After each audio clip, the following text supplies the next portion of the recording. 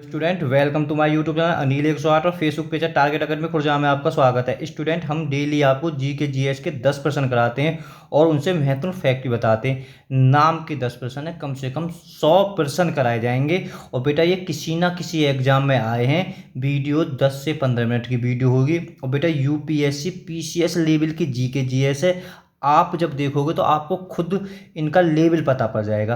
फिलहाल UPSI, Rajasthan SI, MP police, Haryana police, SSC MTS, RRB, railway group D, ठीक है बेटा, ये 5-6 बड़े एग्जाम आ रहे हैं तो इनकी विशेष रूप से तैयारी कराई जा रही है। और कहने का मतलब ये बेटा, कोई भी एग्जाम हो अगर उसमें जी के जीएस आती है तो उसके लिए वीडियो बहुत हेल्पफुल होगी।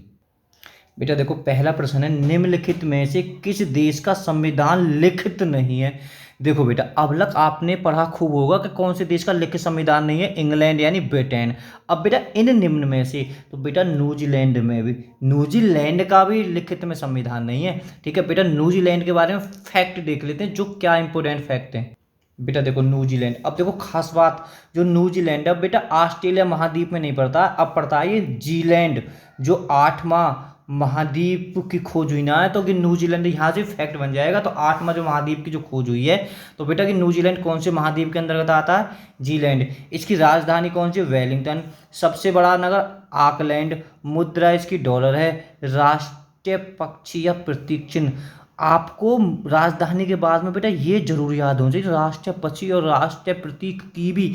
मैं तो कहूँ कीवी से कोई कैसा भी फैक्ट बने, न्यूजीलैंड रट लो। न्यूजीलैंड के लोगों को कीवी भी कह में पता भी होगी आपको। देखो ऑस्ट्रेलिया महाद्वीप के, देखो छोड़ो अभी क्वेश्चन तो हो गया।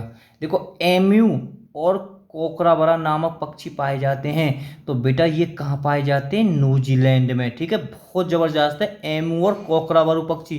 देखो कुल जल संधि, कुल जल संधि न्यूजीलैंड द्वीपों को अलग करती है। तो याद कर लेना, जो कुल जल संधि किन्हें अलग करती है? न्यूजीलैंड के द्वीपों को करती है। देखो यहाँ की सर्वोच्च ऊंची माउंट कुक, आप ये फैक्ट भी याद कर सकते हो। देखो बेटा ये बहुत जबरदस्त जनजाति है, माओरो जनजाति, क्या हुए एग्जामों में रिपीट हो चुकी है। तो ये कहाँ की है? न्यूजीलैंड की। और बेटा ये याद करने का बहुत अच्छा तरीका है। प्रधानमंत्री पे बेटा अगर चाहे तो गूगल पर सर्च करके देख लो, मानो प्रधानमंत्री बदलते रहते हैं। ठीक है, हम इस पर न्यूजीलैंड, और बेटा न्यूजीलैंड की जो खोज करी गई ओवल तम्समान ने। ठीक है, जो न्यूजीलैंड की खोज करी गई ओवल तम्समान ने, और ऑस्ट्रेलिया की खोज कौन ने करी? ओमल तस्मान ने। ठीक है, तो कुल मिलाकर न्यूजीलैंड और ऑस्ट्रेलिया की खोज कौन ने करी? ओमर तस्मान ने। ठीक है, आप सन याद करो, पहले 42 में न्यूजीलैंड की हुई, फिर 44 में ऑस्ट्रेलिया की हो गई।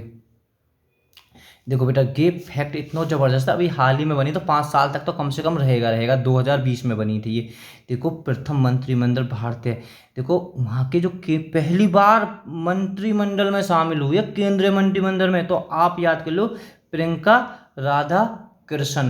बहुत इंपॉर्टेंट फैक्ट है। और बेटा प्रधानमंत्री यही है, जैसिंडा अर्डेन फिलहाल वर्तमान में। ठीक है, वीडियो अगर बाद में देख रहे हो तो बेटा ये चेंज हो जाते हैं। बेटा इतना जबरदस्त पॉइंट है, नागरिकता संशोधन कानून कब पारित हुआ? अगर आप सन को थोड़ा ना देखें तो बेटा आप इसे फैक्ट को याद कर लीजिए, नागरिकता संशोधन कानून कब पारित हुआ था? तो बेटा ये हुआ था 11 दिसंबर 2019 को। मैं थोड़ा सा इसमें डीप में लिखवा देता हूँ बेटा कि पॉइंट याद होने चाहिए। 10 दिसंबर को, तो बेटा कि लोकसभा में कोई भी कानून पारित होता है पहले लोकसभा में पारित होता है। ठीक है, क्योंकि बेटा कानून को पारित सरकार करती है, और सरकार जो लोकसभा इसके उत्तरदायी होती है। तो पहले 10 दिसंबर को लोकसभा में पास है वो, और अगले दिन पहुंच गो 11 दिसंबर को, काय में पहुंच गो 11 दिसंबर को पहुंच गो राज्यसभा में। राज्यसभा में जब पास है वो, तो समझ लो कानून पूरी तरह से पारित हो गया। फिर इसके बाद में बेटा राष्ट्रपति से पारित करता, मोहर लगावे, हस्ताक्षर करे, जी बिल्कुल पास है वो। एक बार बताओ, जब लोकसभा ने पास कर दी और राज्यसभा ने पास कर दी, राष्ट्रपति तो बेटा बस एक नाम का ही राष्ट्रपति है, तो मेन तो संसद कानून इसके द्वारा चलता है। ठीक है, पर हमें ये भी फैक्ट याद होना चाहिए कि राष्ट्रपति ने कब पारित किया था। तो 12 दिसंबर को ये राष्ट्रपति ने पारित कर दिया। और के तीनों डेट तुम्हें याद रहनी चाहिए जब कंपटीशन की तैयारी करो। यहाँ पे बहुत बड़ा बवाल हो, ठीक है, संशोधन, कानून संशोधन अधिनियम पारित हुआ। तो बेटा इसमें क्या था, इसमें भारत के 3 मुस्लिम देश हैं, पाकिस्तान, बांग्लादेश और अफगानिस्तान। वहाँ पे जो सताए हुए हैं हिंदू, सिख, बौद्ध, जैन, पारसी और ईसाई, ये 6 कौन कौन से, हिंदू, सिख, बौद्ध, जैन, पारसी और ईसाई। अगर वहाँ के सताए हुए लोग भारत में, उन्हें आसानी से नागरिकता मिल जाएगी। तो मुसलमानों का इसमें नाम नहीं लिया। तो ठीक है बेटा, इस पर बहुत आप समझ गए बवाल। एक बार मैं फिर रिपीट करता हूँ, 10 दिसंबर को लोकसभा में, 11 दिसंबर को राज्यसभा में और 12 दिसंबर को कि कानून बन गया। ठीक है, तो इसका आंसर आप समझ गए बेटा। देखो बेटा, भारत के संविधान में कौन सा अनुच्छेद भारतीय निर्वाचन आयोग की स्थापना करता है? जबरदस्त। निर्वाचन आयोग की स्थापना कौन सा अनुच्छेद करता है? तो बेटा ये करता है ए, याद कर लेंगे यार, 324 अनुच्छेद। ठीक है, 324 अनुच्छेद। देखो ये बेटा एक बेसिक प्रश्न है, अगर भारतमाला में परियोजना से भारत के निम्नलिखित में से कौन सा इंफ्रास्ट्रक्चर क्षेत्र से संबंधित है? ठीक है, इंफ्रास्ट्रक्चर बेटा, ठीक है, आप पर देख रहे हैं कौन से क्षेत्र से संबंधित है। तो बेटा ये हो जाएगा सी। थोड़ा हम इसके बारे में पता होना चाहिए, सड़क इंफ्रास्ट्रक्चर। ठीक है, सड़क बेटा जो इसमें होता है इंफ्रास्ट्रक्चर क्षेत्र में बेटा कौन कौन से आते हैं? सड़क, पुल, रेल, सुरंग और पानी की सप्लाई। तो है ना कि सब एक ही चीज, यानी रास्ता बनना है। सड़क समझ गए, पुल भी सड़क में बनेंगे, रेल ठीक है सड़क ही मान सकते हैं, और पानी सप्लाई और बेटा सुरंग। ठीक है, तो समझ गए इंफ्रास्ट्रक्चर, आप याद कर लेना ये क्षेत्र है। इसके क्षेत्र में देखो, बंगाल विभाजन के प्रत्याघात के रूप में कौन सा आंदोलन शुरू है वो, यानी बंगाल को विभाजन है वो 1905 में। कि सन याद होना चाहिए। तो कब हुआ था? कौन के? कर्जन उस समय भारत के गवर्नर थे। समझ सकते हो, भारत पर कर्ज है वो, तो बंगाल को विभाजन है वो। अब जैसे कि प्रघात हुआ तो या के रूप में एक आंदोलन शुरू हुआ। तो वो आंदोलन का नाम क्या है? वो आंदोलन का नाम है स्वदेशी आंदोलन। समझ गए, जबरदस्त फैक्ट है बेटा। छठा सवाल, इसके तुम्हें सब फैक्ट याद होने चाहिए। पहले आदमी या पहले व्यक्ति जिसने चांद पर अपना कदम रखा, पहले आदमी, तो बेटा कौन थे? Neil Armstrong. तो आपको सब फैक्ट याद। इसने कब कदम रखे थे? 20 जुलाई, ठीक है, 1969 को। सन याद कर लो बेटा। ठीक है, और बेटा 20 जुलाई 1976 को, 1969, ठीक है, कदम रखा था। और जो दूसरे व्यक्ति थे वो थे बज एल्ड्रिन। ठीक है, तो आपको बेटा ये याद होता, नील आर्मस्ट्रांग ने रखा। तो दूसरे व्यक्ति कौन थे? एक ने तो रखा ही नहीं था बेटा, वो जहाज में बैठे रहे थे। ठीक है, जो ड्राइवर थे। बाकी इन दोनों, पहले तो नील आर्मस्ट्रांग ने रखो, फिर वहाँ के बाद में कुछ समय बाद, 1-2 घंटा बाद बेटा बज एल्ड्रिन, इन्होंने चंद्रमा पर कदम रखा था। और बेटा उस यान का क्या नाम था? वो यान था अपोलो 11। आपको ये फैक्ट भी याद हो चाहिए, अपोलो 11 मैं बोल रहा हूँ। ठीक है, अपोलो 11। और बेटा एक फैक्ट और बेटा, ये किस देश से थे? ये अमेरिका से थे। ठीक है, तो यान का नाम अपोलो 11 है। तो ये सब फैक्ट आपको बिल्कुल याद होने चाहिए। इनमें से किसने 1893 में शिकागो में आयोजित धर्म संसद में भाग लिया? यहाँ से जबरदस्त फैक्ट क्या है इसके? तो बेटा कौन थे तुम्हारे? स्वामी विवेकानंद ने। ठीक है, थोड़ा सा स्वामी विवेकानंद के बारे में जान लेते हैं बेटा। ये याद करने का बहुत अच्छा तरीका, हमने न्यूजीलैंड पढ़ा दिया आपको।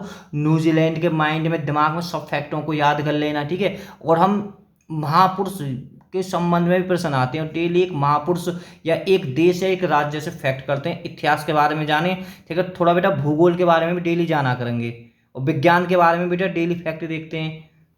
बेटा कल क्या जाना, दादा भाई नौरोजी के बारे में हमने 10 फैक्ट देखे थे। आज इनका जन्म 12 जनवरी 1863 को। बेटा देखो ये फैक्ट बहुत बनता है। इनका मूल नाम क्या था?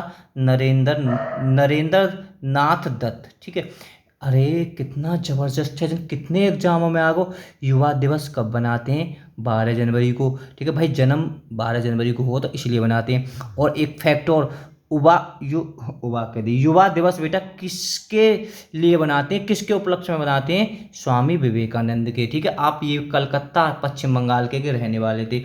गुरु का नाम इनके कहा था रामकृष्ण परमहंस। ठीक है, देखो ये अमेरिका में स्थित, शिकागो है का अमेरिका में स्थित है। भारत की ओर से 1893 में सनातन धर्म का प्रतिनिधित्व किसने किया था? तो तुम्हारे स्वामी विवेकानंद थे। ये सब याद हो में तुम्हारे ये याद होना चाहिए। शिकागो जन कितने एग्जाम में बन गो, कहाँ इन्होंने आदेश 1896 कहाँ आदेश दिया था शिकागो में। अमेरिका भी बन सकता, बना है खूब एग्जामों में। देखो रामकृष्ण मठ, कहा कह रहा हूँ रामकृष्ण मठ, रामकृष्ण मिशन, वेदांत सोसाइटी की स्थापना कौन ने करी? तो तुम्हारे इन्होंने करी, स्वामी विवेकानंद ने। ठीक है, रामकृष्ण मिशन की स्थापना कब हुई थी? 1 मई 1897 में। ठीक है, तो आप इसे फैक्ट कर लेना। उस सम्मेलन के यानी 93 आने के बाद में 4 साल पीछे कर दी थी। क्यों कर दी थी बेटा? इनके नाम पर, क्योंकि रामकृष्ण परमहंस इनके गुरु था, उनके नाम पर ही इनकी स्थापना कर दी थी। मुख्यालय इसका कलकत्ता में। देखो बेटा, विवेकानंद को विवेकानंद की उपाधि कौन है दी? यानी जो बेटा ये पहले थे नरेंद्र नाथ दत्त थे। ठीक है, इसे विवेकानंद की उपाधि कौन दी? ये एक महाराज थे, अजीत सिंह कहाँ के थे? खेतड़ी। आपको ये भी पता होना चाहिए खेतड़ी कहाँ है तुम्हारा, और राजस्थान में क्यों प्रसिद्ध है? कितने एग्जाम में खेतड़ी क्यों प्रसिद्ध है? तांबे के लिए यानी कॉपर के लिए प्रसिद्ध है। देखो बेटा कितना जबरदस्त फैक्ट है। विटामिन जो रक्त के थक्के बनने में प्रभाव होता है, अरे विटामिन पढ़ा दिया, रक्त के थक्के बनने में प्रभावित होता है। मतलब कह रहा रक्त के थक्का या रक्त को अगर हमारी जैसे चोट वोट लग जाए, रक्त का खून ही नहीं रुकता है, तो कौन सी विटामिन की कमी होती है? के, विटामिन के। आंसर वैसे इसका डी हो जाएगा, तो विटामिन के। थोड़ा बेटा विटामिन के बारे में थोड़ा जान लेते हैं। देखो बेटा, रतौंधी संक्रमण का खतरा और एक बेटा है जीरोथैप्लोमिया, तो ये किस कमी के कारण होता है? कौन से विटामिन कमी के कारण होता है? Vitamin A. ठीक है, मैं क्या कह रहा हूँ, रतौंधी संक्रमणों का खतरा और जीरोथैप्लोमिया किस विटामिन की कमी के कारण होता है? विटामिन ए की कमी के कारण।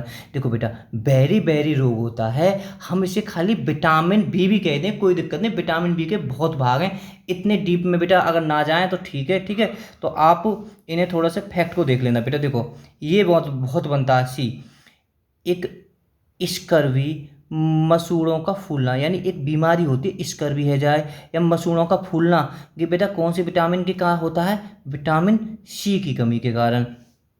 और बेटा देखो रिकेटस जो बच्चों में होता है, या कहते हैं हम ऑस्टोमेलेशिया जो कि वयस्कों में होता है। तो कुल मिला के बेटा है ये हड्डी से संबंधित कोई कैसा भी फैक्ट बने तो तुम्हारा कौन सी विटामिन की जरूरत पड़ेगी? विटामिन डी की जरूरत पड़ेगी। देखो बेटा, जनन शक्ति का कम होना, ठीक है, चाहे तो मैं तो कहता हूँ जनन शक्ति का कम होना कौन सा?